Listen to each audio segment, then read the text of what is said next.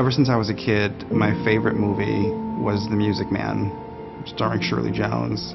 And I think the reason for that was it was just so imaginary that it was something that I could relate to, because it was just a very bizarre world that I grew up in.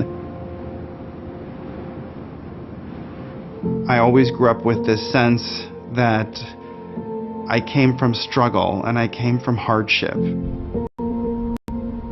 My mother was gay.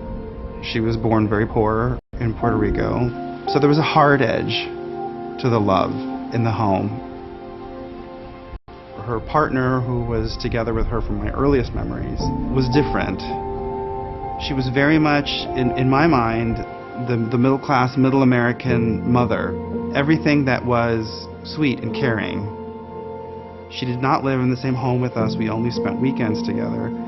But they were together for the whole time, and in a lot of ways, I think their decision to not move in together until I was a teenager, it wasn't overwhelming me.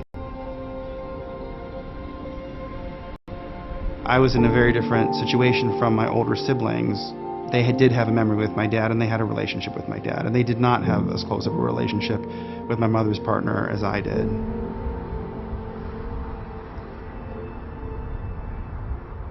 My mom was a psychiatrist, and she was involved a lot in providing assistance to mentally troubled people who were gay or lesbian or transgender. And I worked in her clinic when I was a kid, and so you become exposed in different ways to what the culture was, not just the lesbians, but the men.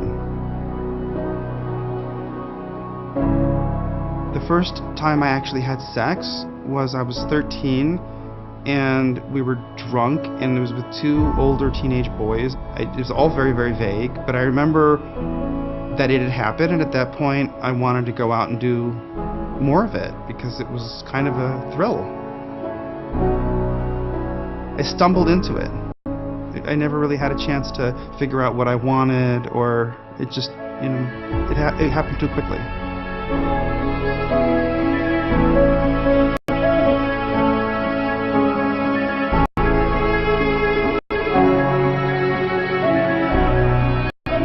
I grew up around things that were sexually unusual, and I didn't have boundaries. So I can say things that sound vulgar to other people, but it just sounds like Tuesday to me. My mother died when I was 19. My mother's partner had to move out of the house, and I think she was in a huge state of grief, and her children really needed her at that point, her biological children, and she really couldn't be there for me. So I remember we had one conversation, and she said to me, your father is your father. He will be the one to provide for you. But the relationship between me and my dad didn't come together. So I ran away. I mean, I was 19, so I can't say I ran away as if I was a homeless teenager, but I was in fact a homeless teenager. On the one hand, if they had had a civil union or a domestic partnership or a marriage or something, my mother's partner would have been able to stay in her home. She probably would have inherited more than she got. But I think if they had gotten married the way the gay marriage is structured now, they would have effectively erased all ties to my dad. That would have been lost permanently. And unfortunately, that's why I ended up with the political position that I hold, because what gay people want from marriage now, it's not the way it was at the beginning of the gay marriage movement, when it was just about visiting each other in the hospital or getting tax breaks or whatever civil unions could have given to them.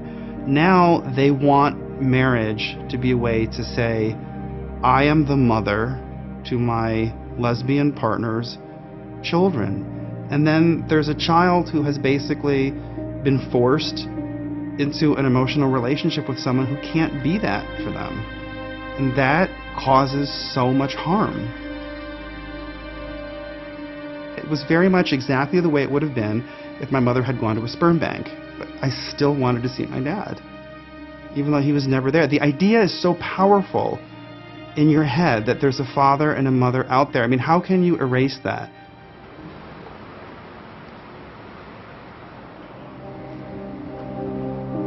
So I moved to New York, and lo and behold, my credit was not very good, so nobody wanted to rent an apartment to me. And so I figured the one thing that I know how to do is how to find gay men.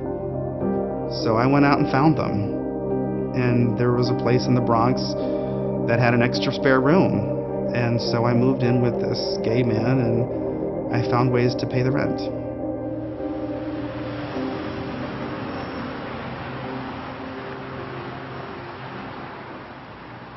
But then I found out that I had cancer at the age of 27. So I had a tumor, and my tumor markers were 95 times the normal level, and so I had to be rushed in to have the tumor removed. And at that moment, I don't know why, but I wanted to see my dad. I really wanted to see my dad. So he flew down to New York. I just remember him telling me, "I'm your father. You're my son." And I moved in with my dad, and I acted like a 9-year-old because I just wanted to live what I had. I had made it past cancer, and I didn't know whether the cancer was going to come back or what was going to happen, but I just decided that I wanted this. I wanted to have a life with a father, and so I just did it. And we're close now. I had never been with a woman, but I'd always found women attractive. It's just I'd never acted on that because I never felt like I could. It was always kind of scary to me. And then I fell in love with a woman. So I found myself at the age of 29 saying, I have to get married. You know, it was something I'd never felt before. So we got married, and then we had 2 kids. And, that's all I have right now. I mean, I myself am bisexual. That is what I am. I find both men and women attractive, regardless of the fact that I did marry a woman, and I am in a faithful relationship with her. It could have ended differently. It could have ended up that I got into a lifelong relationship with a man, but gay marriage is wrong. Not in my mind, because of religious reasons, but because you can't give kids the support that they need at the same time that you're forcing them to not have a father and then to have this extra person in their life. It just doesn't work.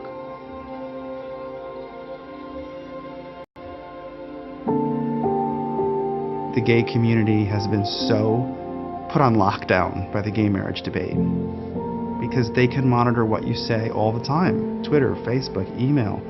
They call your job. They call your family. They turned siblings of mine against each other. Some of them I will never speak to again, in all likelihood. I mean, that was one of the most painful things. I guess I just want justice. I want our country to find a sense of putting others before themselves. Whatever small steps we can take, I know it's almost impossible. I hope that there's some way.